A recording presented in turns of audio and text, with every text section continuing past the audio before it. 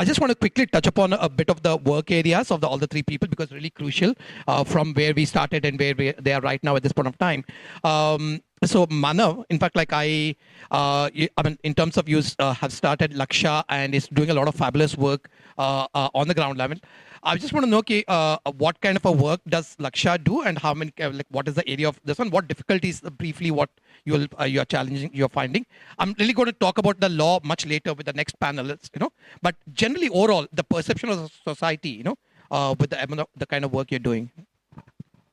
Yeah, Lakshya came to be formed because there was a need to have a platform for gay men to come together and discuss their issues, and thereby we could jointly come to a solution. And then with the advent of HIV and the government coming in to support us and wanting our help, this Lakshya Trust was started by me in the year 2000, and of course I owe a lot to Ashok for helping me to start it, because he had already started Humsafar in '95, and I was part of Humsafar, so I got my training from Humsafar and knew how to start a new organization.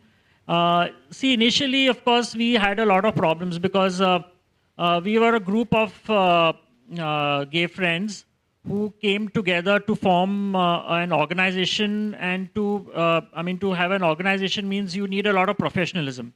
And we were all, I think Ashok will also agree with me that almost a similar type of problems which Humsafar had in the beginning stage, the teething problems, we had the same, like the lack of professionalism, and even like, things like getting the staff for our organization, because our organization it's a community-based organization, which means that it consists of the gay community and which works for the gay community, or we call it the MSM community in our terminology.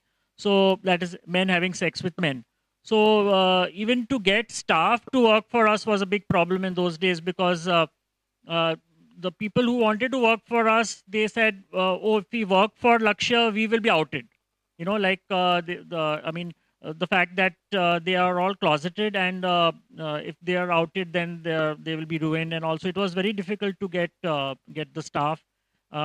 Even after getting the staff, also we had problems in the field areas, and of course, in those days, even police harassment and all used to happen a lot, given the fact that the law had not changed then.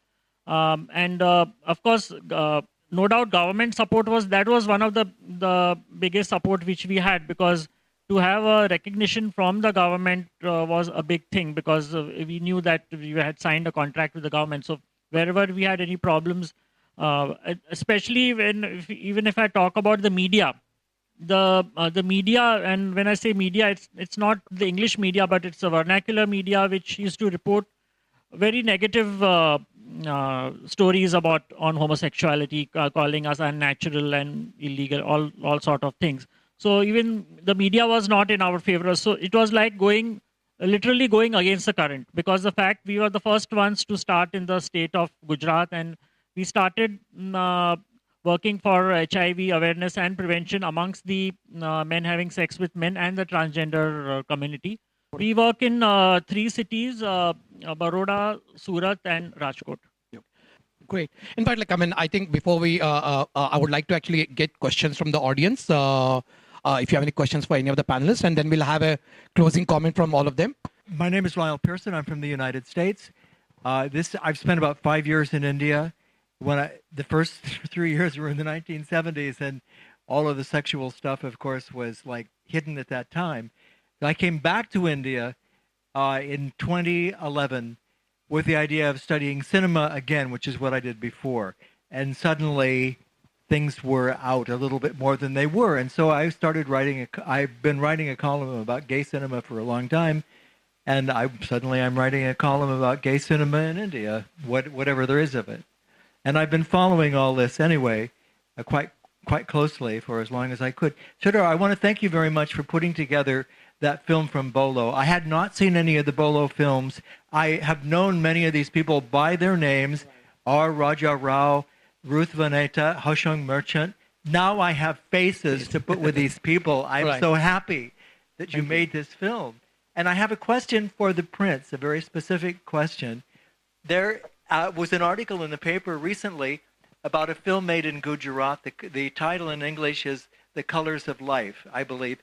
And according to this article, it's been denied tax exemption in Gujarat. You have to cut out the words gay, homosexual, and samlinga, and the speech that you give in this speech is to be in this film is to be cut also.